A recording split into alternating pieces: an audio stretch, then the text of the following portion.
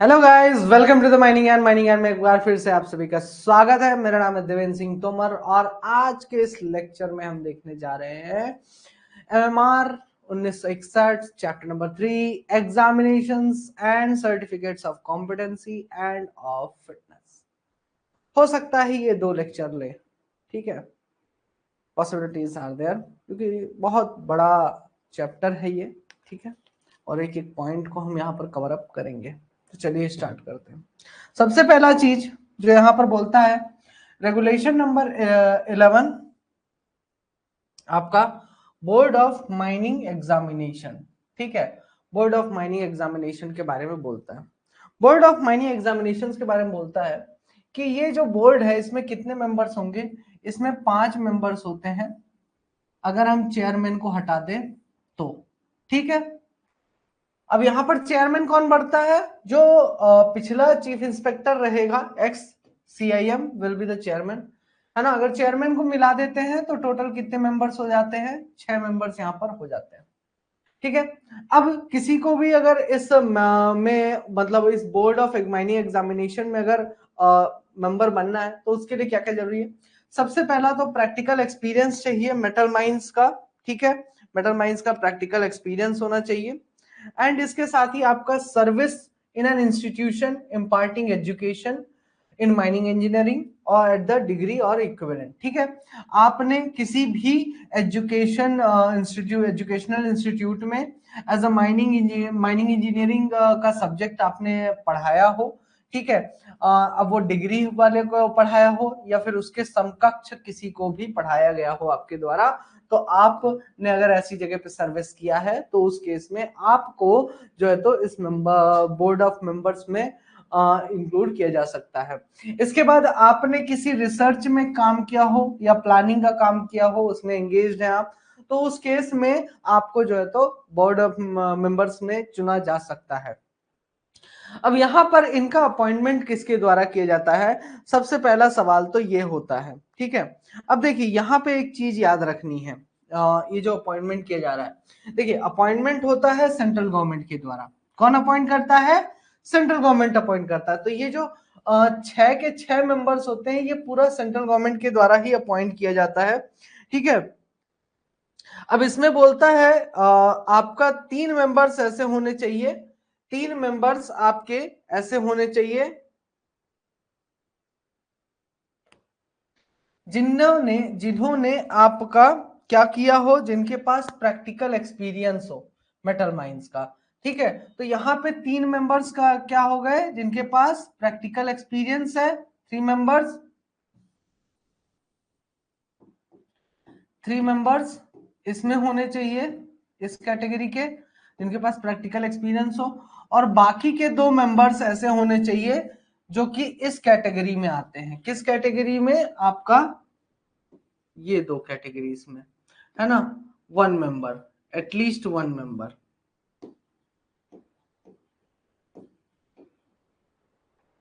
At least 2 होंगे तब भी चलेगा,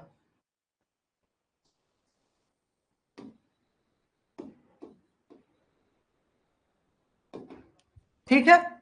एटलीस्ट 1 मेंबर कैसा होना चाहिए? जिसने एजुकेशनल इंस्टीट्यूट में काम किया हो या फिर जिसने किसी भी प्रकार का मतलब रिसर्च में किया काम किया हो या प्लानिंग में काम किया हो। सभी का अपॉइंटमेंट किसके द्वारा किया जाता है? सेंट्रल गवर्नमेंट के द्वारा किया जाता है। अब किसी भी एक बोर्ड मेंबर को जब अपॉइंट किया जाता है तो वो कितने साल तक समय तक अपने उस पोजीशन पे उस कुर्सी पे बना रह सकता है? तो फॉर द नेक्स्ट 3 इयर्स उसको वहां पर बैठाया जा सकता है, वो अपना काम धाम वहां पर कर सकता है, ठीक है। अब आगे इसमें भी बोलता है, ठीक है, तो ये कब से चालू होगा? ये कब से चालू होगा?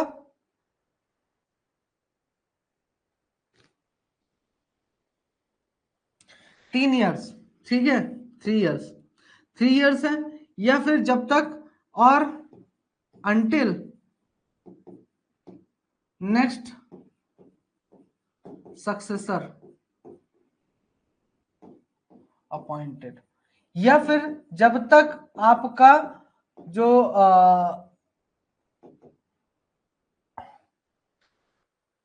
आपकी जगह पर जब तक किसी दूसरे को अपॉइंट नहीं किया जाता तब तक आप अपनी पोजीशन पर बने रह सकते हैं। थर्ड लाइन कौन सा? अरे अरे कोई टीचर अगर इंस्टीट्यूट में पढ़ाया हो उसकी बात किया है, इसी की बात कर रहे हो। कॉलेज वगैरह में यूनिवर्सिटी में अगर किसी ने पढ़ाया हो उसकी बात कर रहा है यहाँ पे।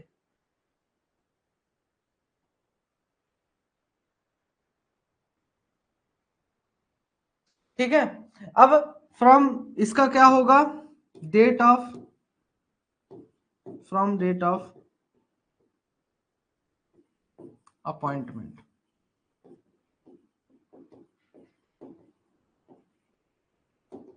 जिस दिन अपॉइंट किया जाता है उस दिन से अगले 3 साल तक, या फिर जब तक नया सक्सेसर नहीं आ जाता, अपॉइंट नहीं हो जाता, तब तक आपको जो है तो यहाँ पर एज अ बोर्ड मेंबर आप रह सकते हैं। ठीक है, अगर कोई मेंबर चाहे तो बीच में ही रिजाइन कर सकता है, अपना चेयरमैन को नोटिस देके कि सर मैं इस कारण से रिजाइन कर रहा हूं। ठीक है, Who was a member of board is eligible for reappointment। ठीक है, अब यहां पर रीअपॉइंटमेंट की बात करता है। ठीक है, अब यहां पे आपका रेगुलेशन क्या बोलता है? A person who holds or who has held office as member of the board shall, subject to the other provisions of this regulation, be eligible for the reappointment to that office। ठीक है, अब कोई भी व्यक्ति जिसने office में as a member position hold करके रखी हुई है, तो वो इस रेगुलेशन के कानून के हिसाब से वापस से उस ऑफिस में सेम पोजीशन पर एज अ मेंबर रीअपॉइंटमेंट के लिए एलिजिबल होता है। ठीक है, ये बात ध्यान में रखिए। दूसरा चीज ये बोलता है कि कोई भी मेंबर आपका अगर क्लॉज बी के अनुसार, मतलब कि clause be in the sense, अगर जो सर्विस इन एन इंस्टीट्यूशन वाला है, कोई प्रोफेसर वगैरह है, अगर उसको एज अ मेंबर सिलेक्ट किया जाता है, shall cease to hold office upon the ceasing to serve in any such institution as it is referred to the in this clause। ठीक है, ठीक है, तो वो क्या करेगा? वो किसी भी इंस्टीट्यूशन में अगर ऑलरेडी जॉब कर रहा होता है तो वो उस इंस्टीट्यूशन में अपने ऑफिस को छोड़ेगा और यहां पर आकर काम करना चालू कर देगा, अदरवाइज उसको यहां से सीज कर दिया जाएगा और इंस्टीट्यूशन में अपना काम करता रहे। ठीक है, अब मान लीजिए कभी ऐसा होता है कि किसी भी मेंबर की मृत्यु हो जाती है, किसी भी मेंबर की मृत्यु हो जाती है। ठीक है, तो उस केस में बोलता है कि आपका उस केस में, या फिर कोई रिजाइन कर देता है। ठीक है, तो जो नया मेंबर आएगा, ठीक है, वो कब तक रहेगा? जो रिमेनिंग पीरियड है तब तक उसमें रहेगा। जैसे मान लीजिए कोई एक मेंबर है, तो इफ एनी मेंबर डाइज और resigns then new person appointed in his place, उसकी जगह पे नए व्यक्ति को अपॉइंट कर लिया जाएगा और वह नया व्यक्ति उसकी जगह पर ऑफिस में बैठेगा फॉर द रिमेनिंग पीरियड। मान लीजिए इस व्यक्ति ने अपना 1.5 साल तक काम किया है ना as a board of member, उसके बाद रिमेनिंग 1.5 साल बचा, तभी उसकी मृत्यु हो गई या उसने रिजाइन कर दिया, कोई भी कारण हुआ, तो उस केस में इसको क्या किया जाएगा? इसकी जगह पे नए बंदे को अपॉइंट किया जाएगा और वो अगले 1.5 साल के लिए वहां पर बैठेगा उसकी जगह पर, जब तक कि उस पोजीशन का समय समाप्त नहीं हो जाता है। ठीक है, अब देखिए, अब यहाँ पर एक सेक्रेटरी भी होता है, इस बोर्ड मेंबर में एक सेक्रेटरी भी होता है, 5-6 के अलावा, इन 5 मेंबर्स और जो चेयरमैन है उसके अलावा एक सेक्रेटरी होता है। इस सेक्रेटरी को किसके द्वारा अपॉइंट किया जाता है? चीफ इंस्पेक्टर के द्वारा। और जो भी ये सेक्रेटरी होता है वो कौन होता है? बेसिकली वो एक प्रकार से कोई इंस्पेक्टर होता है जिसको चीफ इंस्पेक्टर अपॉइंट करता है। आपकी सारी मीटिंग्स कहां पर होती हैं? धनबाद में होती हैं। ठीक है, जो नोटिस की मीटिंग की जो नोटिस है 10 दिन पहले हर एक व्यक्ति को, हर एक मेंबर को दे दी जाती है। ठीक है। इमरजेंसी मीटिंग्स की भी नोटिस कम से कम 2 दिन पहले ही दी जाती है, उससे कम समय नहीं दिया जाता, ठीक है। और कोई भी मीटिंग को पूरा कंप्लीट करना है, मतलब कि हाँ ये मीटिंग सक्सेसफुल रही, ये मीटिंग कंडक्ट होगी, तो उसके लिए जरूरी है कि कम से कम 3 मेंबर्स वहां पे मौजूद रहें। अगर नहीं ऐसा हो पाता है तो मीटिंग को पोस्टपोन किया जाएगा। मीटिंग को पोस्टपोन किया जाता है अगले 7 दिनों तक, ठीक है। मैक्सिमम 7 दिनों तक पोस्टपोन किया जा सकता है, मैक्सिमम 7 दिनों तक। अब मान लीजिए कोई पब्लिक हॉलीडे फंस गया, जैसे गांधी जयंती, 26 जनवरी, 15 अगस्त, इस टाइप से कोई पब्लिक हॉलीडे फंस गया, तो उस केस में आपका 7वां दिन, जब जैसे आपका 7वां दिन खत्म हो गया और अब अगले दिन मीटिंग होना है, लेकिन अगले दिन तो गांधी जयंती है, तो उस केस में गांधी जयंती के दिन ना होकर उसके अगले दिन मीटिंग आपका कंडक्ट कराया जाएगा। तो इस बात का ध्यान रखिएगा। It is the duty of the secretary to provide the list of businesses to be transaction in a meeting to the board. अब आखिर मीटिंग में किस बारे में बात होनी है, किस टॉपिक पे बहस होनी है, ये सब कौन डिसाइड करता है? सेक्रेटरी डिसाइड करता है। वो बता देता है कि भाई साहब देखो ऐसा है, ये चीजें आप बात करेंगे, ये टॉपिक्स फलाना है, ठीक है। तो उस हिसाब से करेंगे। Every matter at a meeting shall be decided by the majority of votes, ठीक है। अब मीटिंग में कोई भी मैटर डिस्कस हुआ, हर एक मैटर के डिस्कस होने के बाद क्या होगा कि वोटिंग की जाएगी। भाई एक डिसीजन आया उनका एक पर्टिकुलर, अब उस पे ये लोग क्या करेंगे? वोटिंग करेंगे। अब वोटिंग करने के लिए ऐसे हाथ खड़ा करते हैं, ठीक है, जिसमें कि बोलते हैं कि भाई कौन इसके पक्ष में है और कौन इसके विपक्ष में है, ये सारी बातें होती हैं। और उसके बाद मीटिंग जो है तो सक्सेसफुल होती है। उसी के बेसिस पे, वोटिंग के बेसिस पे डिसीजन लिए जाते हैं, ठीक है। तो यहां से एक क्वेश्चन आपका बन सकता है कि बोर्ड ऑफ माइनिंग एग्जामिनेशंस की जो मीटिंग्स है उसमें कोई भी डिसीजन कैसे लिया जाता है? तो कोई भी डिसीजन लेने के लिए वोटिंग किया जाता है, ठीक है। अगर मान लीजिए आपके वोट इक्वल हुए, है ना, बराबर वोट मिले दोनों ही चीज के लिए, अगेंस्ट में भी फेवर में भी किसी भी डिसीजन के, तो उस केस में चेयरमैन क्या करेगा? वो अपना वोट देगा। उस केस में चेयरमैन क्या करेगा? वो अपना वोट देगा। The secretary shall record the minutes of each meeting. और हर एक मीटिंग में क्या डिस्कस हुआ, कैसे डिस्कस हुआ, क्या बातें हुई, क्या डिसीजन था, ये सारी डिटेल्स किसके द्वारा नोट किया जाएगा? सेक्रेटरी अपना एक कॉन्टेम बैठ के नोट करता रहेगा, ठीक है। अब देखिए, अब ये जो नोट डाउन कर रहा है, जितने भी माइन्यूट्स इसने रिकॉर्ड किए हैं, ठीक है, फिर वो नेक्स्ट मीटिंग में उसको कंफर्म करेगा, ठीक है। जितने भी बोर्ड मेंबर्स उनसे कंफर्म करेगा कि हाँ आपने ये बातें कही थी, आपने ये डिसीजन लिया था, आपने ये डिस्कशन किया था। तो सामने वाला बोलेगा हाँ किया था, तो बोलेगा ठीक है, आप एक काम करिए, आप साइन कर दीजिए, ठीक है। फिर वहां पर उसके द्वारा साइन कर दिया जाता है, जो चेयरमैन है उसके द्वारा साइन कर दिया जाता है। अगर मान लीजिए चेयरमैन कभी मीटिंग अटेंड नहीं कर पाया, ठीक है, छुट्टी पे चला गया चेयरमैन, ठीक है, तो बेसिकली आपका चेयरमैन टेम्पररी एब्सेंस में है किसी भी कारणवश, है ना, शादी ब्याह का महीना चल रहा था, नहीं आया ड्यूटी में, तो जब वो एब्सेंट रहेगा तो उस समय क्या होगा? चेयरमैन क्या करेगा कि बेसिकली चेयरमैन अपनी जगह पर किसी एक व्यक्ति को सिलेक्ट कर लेगा, बोलेगा और कि आप जो है आज के दिन मेरी तरफ से इस मीटिंग में एज अ चेयरमैन आप रहेंगे। Unless the chairman otherwise directs all proceedings of the board shall be conducted in camera and regarded as confidential। अब चेयरमैन क्या करेगा? चेयरमैन ने ये बोला कि भाई देखो ऐसा है, जितनी भी मीटिंग होगी, ठीक है, वो सारी की सारी मीटिंग्स का एक रिकॉर्डिंग होगा, कैमरे में रिकॉर्ड किया जाएगा और उसे हमेशा के लिए कॉन्फिडेंशियल रखा जाएगा। तो चेयरमैन की ड्यूटीज के बारे में यहां पर बात करता है, ठीक है। तो चेयरमैन की क्या ड्यूटी है कि इंपॉर्टेंट पेपर्स प्रिपेयर करना और जरूरी बातें डिस्कस करना बोर्ड में, ठीक है। इसके बाद ऑर्डर्स इश्यू करने की जिम्मेदारी इसके द्वारा होती है कि बोर्ड में क्या, बोर्ड मीटिंग में क्या क्या डिस्कशन होगा, उससे रिलेटेड ऑर्डर्स वो जो तो इश्यू करता है। इसके पास इतनी पावर होती है कि जो भी ऑर्डर्स उसने दिए हैं, ठीक है, वो सेंट्रल गवर्नमेंट को प्रेफर कर सकता है, बोल सकता है, सेंट्रल गवर्नमेंट को रेफर कर सकता है कि देखिए मेरे द्वारा ये ऑर्डर्स दिए गए हैं, अब आप इसे पूरे भारत देश में लागू करवा दीजिए। Have powers generally to take action और pass orders of implementing the decision of the board.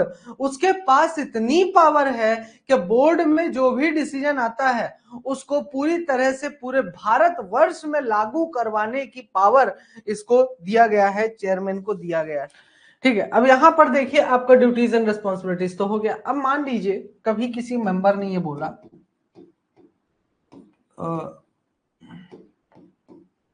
कोई भी मेंबर है, उसने बोला कि साहब मीटिंग में ये बात डिस्कस की जाए, ये मैटर डिस्कस होना चाहिए।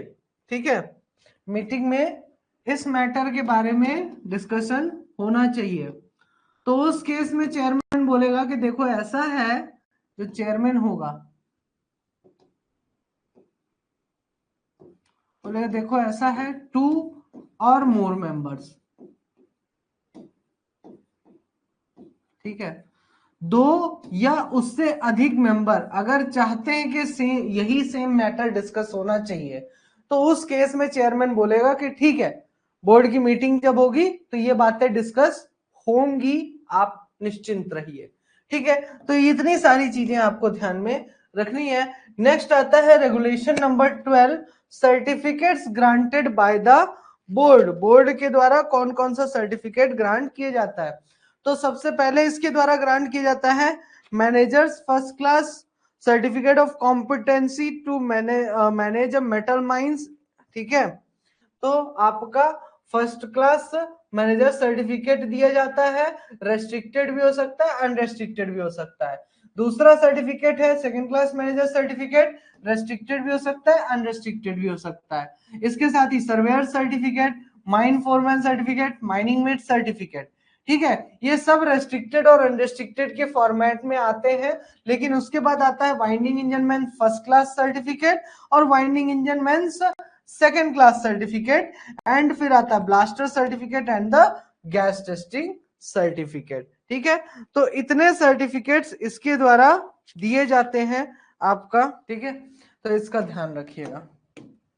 नेक्स्ट आते हैं रेगुलेशन नंबर 13, नहीं 13 बता देते हैं। रेगुलेशन नंबर 13, रेगुलेशन नंबर 13 में आपको क्या बोलता है? इस रेगुलेशन में आपको बोलता है एग्जामिनेशंस एंड एग्जामिनर्स। देखिए, अब बोलता है कि किसी भी व्यक्ति को सर्टिफिकेट कब ग्रांट किया जाएगा?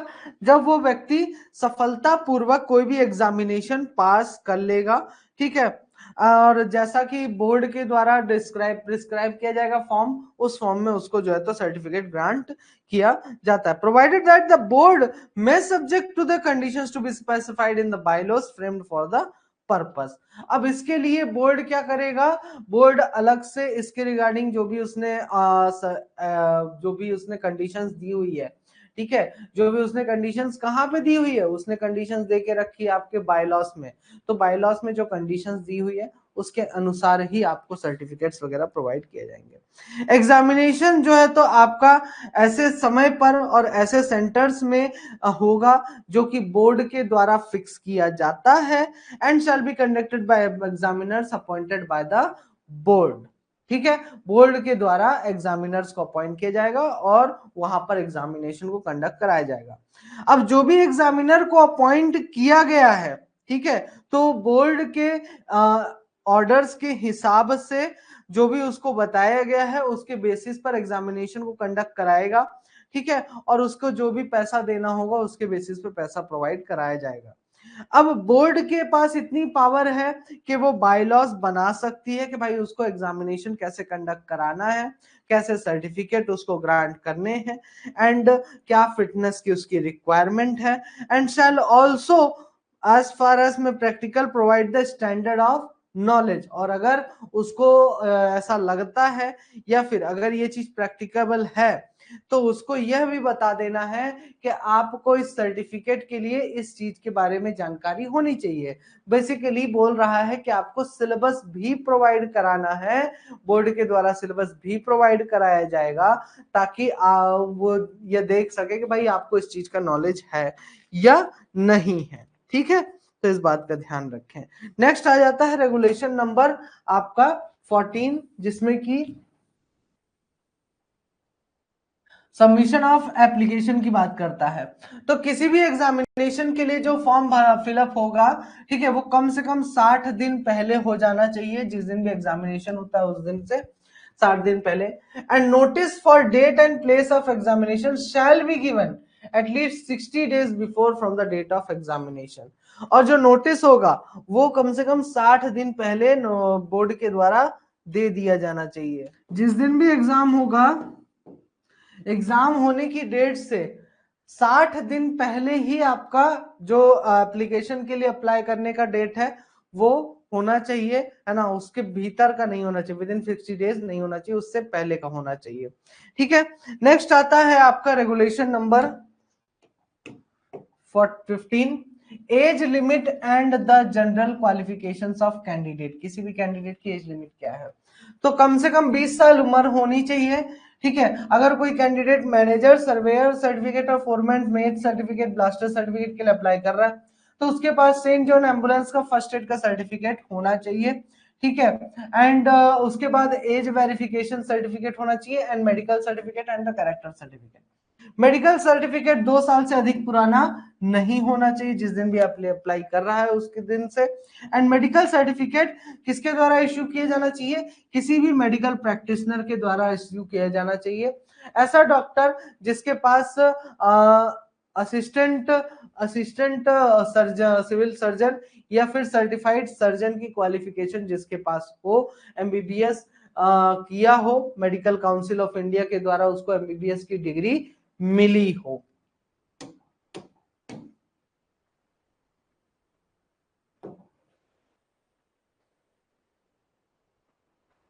अब जो भी व्यक्ति manager surveyor foreman certificate exam के लिए अपीयर होना चाहता है तो उसके लिए बोलता है कि इंटरमीडिएट का एग्जाम आपने पास किया हो, आपके पास डिग्री या फिर डिप्लोमा होने चाहिए माइनिंग इंजीनियरिंग में किसी भी रिकॉग्नाइज्ड इंस्टीट्यूट से, है ना। कोई भी एग्जामिनेशन के लिए अगर आप आता है किसके मेट के, इंजन ड्राइवर सर्टिफिकेट के और ब्लास्टर सर्टिफिकेट के, तो उसको बोलता है कि आप एटलीस्ट पढ़े लिखे हो तो आप अप्लाई कर सकते हैं। जरूरी नहीं है कि आप 10वीं पास हो, 12वीं पास हो, आप पढ़े लिखे होगे काम चल जाएगा। पर्सन अपियरिंग फॉर मैनेजर्स और foreman certificate examination for underground mines should have unrestricted mate certificate and gas testing certificate. अब कोई भी व्यक्ति अगर फोरमैन और मैनेजर सर्टिफिकेट के लिए अप्लाई कर रहा है तो उसके पास वो भी अंडरग्राउंड माइंस के लिए, तो उसके पास मेट का अनरिस्ट्रिक्टेड का सर्टिफिकेट होना चाहिए, इसके साथ गैस टेस्टिंग का सर्टिफिकेट होना चाहिए एंड ओपन कास्ट माइंस के केस में रेस्ट्रिक्टेड मेट का सर्टिफिकेट आपका जरूरी है। ठीक है, यहां तक किसी कोई डाउट? नेक्स्ट आता है regulation number 16, practical experience for candidates of for manager certificate examination. Manager certificate examination के लिए क्या प्रैक्टिकल एक्सपीरियंस चाहिए? तो अगर कोई नॉन डिग्री या फिर डिप्लोमा होल्डर है, ठीक है, तो उस केस में आपको 6 साल का एक्सपीरियंस चाहिए एंड आपको 5 साल का एक्सपीरियंस चाहिए सेकंड क्लास के लिए। ठीक है, या फिर आपके पास माइनिंग डिप्लोमा होल्डर हो, है ना, आपके पास माइनिंग का डिप्लोमा का सर्टिफिकेट है, तो उस केस में आपका 5 साल का एक्सपीरियंस फर्स्ट क्लास बनने के लिए और सेकंड क्लास मैनेजर बनने के लिए आपको 2-4 साल का एक्सपीरियंस चाहिए रहेगा।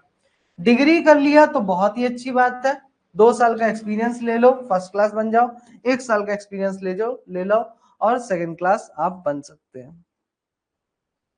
ठीक है, एक्सपीरियंस के बेसिस पे आपका काम हो जाना है। हाँ, अब बोलता है कि अगर किसी के पास अप्लाइड जियोलॉजी, सिविल, मैकेनिकल और इलेक्ट्रिकल इंजीनियरिंग की डिग्री है, ठीक है, तो फर्स्ट क्लास मैनेजर सर्टिफिकेट 4 साल के एक्सपीरियंस पे उसे मिल सकता है। और अगर किसी के पास सेकंड क्लास मैनेजर सर्टिफिकेट की डिग्री है, सेकंड क्लास मैनेजर सर्टिफिकेट के लिए अप्लाई करना चाहता है, तो 2.5 years का एक्सपीरियंस लेके भी वो अपना ये सेकंड क्लास का सर्टिफिकेट ले सकता है। Practical experience of candidates for manager certificate valid when the capacity of the mine is. अब कोई भी व्यक्ति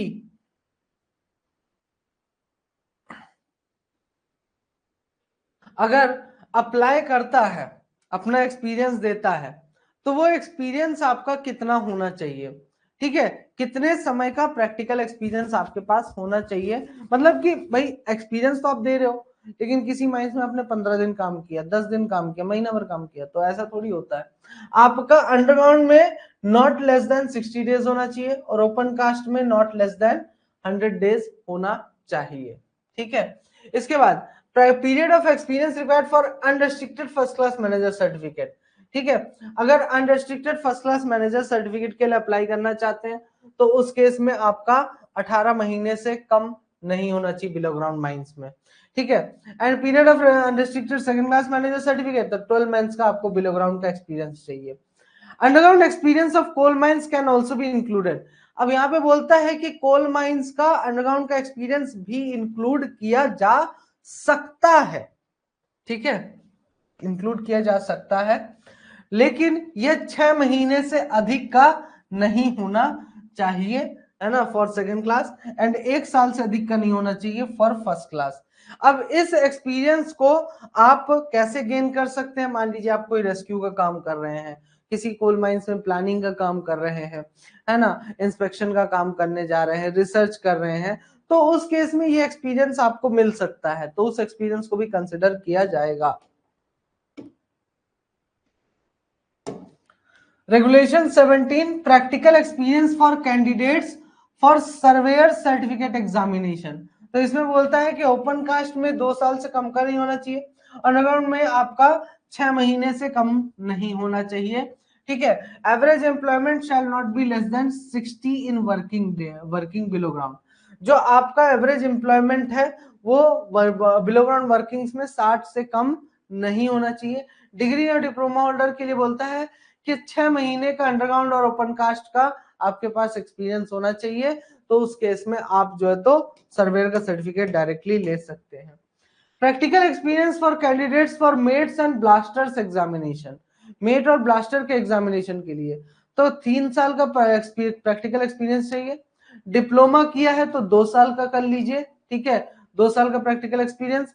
डिग्री या फिर डिप्लोमा किया है तो 1 साल का प्रैक्टिकल एक्सपीरियंस, ठीक है, ठीक। आपका किसके लिए? For mate and blasters examination. Diploma और certificate in mining subject for at least 2 years duration, 1 year including 4 months in short firing, ठीक है।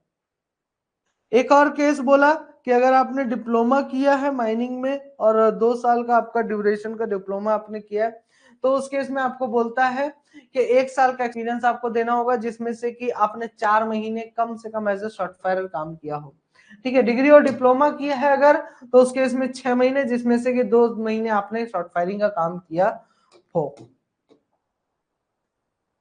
Approval of experience in coal mines, तो यहां पे बोलता है part of experience obtain in coal mines is valid for reducing experience prescribed in regulation 16, 17 and 18।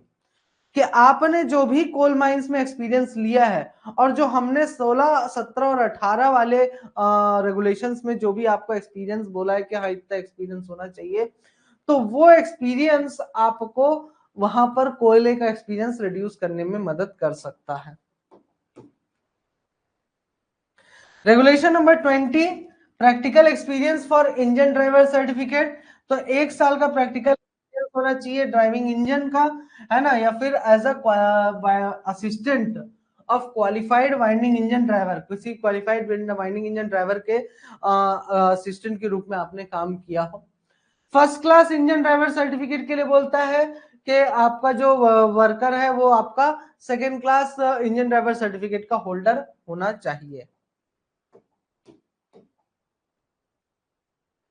Fees, तो ये रही आपकी फीस, किसके लिए कितना फीस है ये आपका दे दिया गया है यहाँ पे। नेक्स्ट है एक्सचेंज सर्टिफिकेट के लिए, तो आपको 6 महीने का कम से कम एक्सपीरियंस चाहिए एक्सचेंज सर्टिफिकेट के लिए। एक्सचेंज सर्टिफिकेट आपका सिर्फ और सिर्फ ओपन कास्ट माइंस के लिए ही दिया जाता है, ठीक है। तो जिस भी उसमें फील्ड में आपको एक्सपीरियंस सर्टिफिकेट चाहिए, एक्सचेंज करवाना सर्टिफिकेट, ठीक है, अंडरग्राउंड में काम कर रहे थे, ओपन कास्ट का चाहिए, तो ओपन कास्ट का आप ले सकते हैं, ठीक है, एक्सचेंज करवा सकते हैं। Regulation number 23 service certificate, service certificate, certificates to be granted without examination, ठीक है। फर्स्ट क्लास मैनेजर सर्टिफिकेट, ठीक है। सर्विस सर्टिफिकेट मतलब किसी भी एग्जामिनेशन, मतलब बिना पेपर दिए आपको सर्टिफिकेट मिलेगा। तो बिना पेपर दिए आपको जो सर्टिफिकेट मिल रहा है, तो पहला तो फर्स्ट क्लास सर्टिफिकेट। आप जैसे ही 35 साल की एज क्रॉस कर जाते हैं और कम से कम 8 ही साल का आपके पास प्रैक्टिकल एक्सपीरियंस है, और अगर आप वाइवा वॉस मतलब कि इंटरव्यू टाइप का अगर एग्जाम देते हैं, तो आपको जो है तो उस केस में फर्स्ट क्लास मैनेजर सर्टिफिकेट दे दिया जाएगा। 8 साल में से 3 साल आपका एक्सपीरियंस जो होना चाहिए, ठीक है, वो एज एन असिस्टेंट मैनेजर या फिर इंटर मैनेजर या फिर मैनेजर के रूप में होना चाहिए। सेकेंड क्लास मैनेजर सर्टिफिकेट अगर आपको चाहिए, ठीक है, बिना एग्जाम दिए, बिना एग्जाम दिए आपको अगर आप चाहिए, तो उस केस में 35 साल के बाद आपके पास कम से कम 6 साल का प्रैक्टिकल एक्सपीरियंस होना चाहिए 35 साल के एज में, and after 35 years of age, and if he passes viva voce examination, और आप वाइवा वॉस एग्जाम पास करें। अब इस 6 साल में से 2 साल आपके पास आपने किस पोस्ट पे काम किया हो, असिस्टेंट मैनेजर, अंडर मैनेजर या फिर मैनेजर की पोस्ट पे काम किया हो। फर्स्ट क्लास मैनेजर सर्टिफिकेट के बारे में एक और चीज बोलता है कि अगर आपकी उम्र 25 साल से अधिक हो गई है, तो और 5 साल का आपके पास प्रैक्टिकल एक्सपीरियंस है, एंड डिग्री एंड डिप्लोमा है माइनिंग का, ठीक है, तो उस केस में 2 साल के बाद मेटल्स में एटलीस्ट 2 years इन मेटल, और आपने कम से कम 2 साल मेटल माइंस में बिताया है, तो उस केस में आपको फर्स्ट क्लास मैनेजर सर्टिफिकेट दे दिया जाएगा। सेकेंड क्लास में बोल रहा है कि आपका 25 साल की उम्र के बाद 3 साल का एक्सपीरियंस होना चाहिए, डिग्री और डिप्लोमा होना चाहिए, और 1 साल आपने कम से कम इसमें से 3 साल में से मेटल माइंस में काम किया हो। वहीं पे फोरमैन और ब्लास्टर सर्टिफिकेट के लिए बोला कि बिना एग्जाम के देना है, तो 25 साल की उम्र के बाद 3 साल का प्रैक्टिकल एक्सपीरियंस है ना ओपन कास्ट माइंस के केस में, एंड 4 years का प्रैक्टिकल एक्सपीरियंस आपका अंडरग्राउंड माइंस के केस में। अगर आपने डिप्लोमा किया है, सर्टिफिकेट है या फिर डिग्री किया है जियोलॉजी में, ठीक है, तो उसके बाद आपका बोलता है कि 23 साल की उम्र के बाद 2 साल का practical experience open cast mines में, 3 साल का practical experience diploma and certificate और डिग्री इन माइनिंग इंजीनियरिंग अगर आपके पास है, applied geology, civil, mechanical, electrical engineering, किसी का भी डिग्री है, तो 21 साल की उम्र के बाद कम से कम 1 साल का practical experience open cast mines के केस में, एंड 2 साल का प्रैक्टिकल एक्सपीरियंस आपका अंडरग्राउंड माइंस के केस में। डिग्री किया तो डायरेक्ट मिल। Regulation number 24 service certificate for surveyors, तो ये भी आपको दिया जाता है 30 साल की उम्र के बाद आपका 6 साल का एक्सपीरियंस होना चाहिए, ठीक है, और 25 साल की उम्र के बाद आपके पास जो है तो डिग्री और diploma in mining, mine surveying, civil engineering, है ना, कोई भी इक्विवेलेंट सर्टिफिकेट हो, और 2 साल का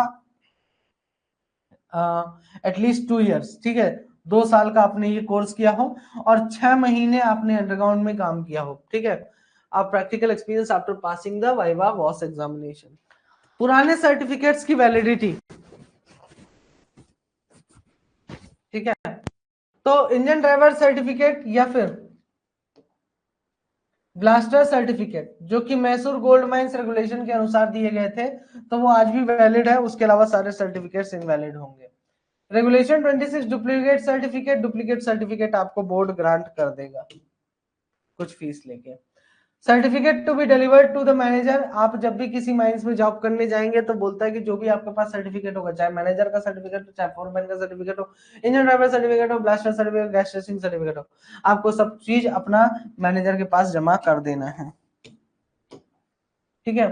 सस्पेंशन ऑफ सर्टिफिकेट, अब आपका इंक्वायरी हुआ माइंस में, ठीक है, और जिस दिन भी इंक्वायरी करने के बाद इंस्पेक्टर आया, इंक्वायरी किया और उसने फाइनली एक कंक्लूजन दे दिया कि भाई साहब देखो ऐसा ऐसा है, ये गड़बड़ है आपके माइंस में, ठीक है, और उसने conclusion of inquiry send a report to the board, अब वो बोर्ड को एक रिपोर्ट भेजेगा एंड उस व्यक्ति को रिपोर्ट भेजेगा जिसके अगेंस्ट इंक्वायरी हो रही थी। फिर उस व्यक्ति से बोर्ड क्या करेगा, जिस दिन भी उसको मिलता है रिपोर्ट, उसके 30 दिन के भीतर भीतर उस व्यक्ति से बोलेगा कि देखो ऐसा है कि आप अपने बारे में मुझे बताइए कि क्या गड़बड़ आपने ये की है। तो जिस दिन भी वो कॉपीज डिस्पैच होती है उसके 30 दिन के भीतर भीतर उसको जवाब देना पड़ता है।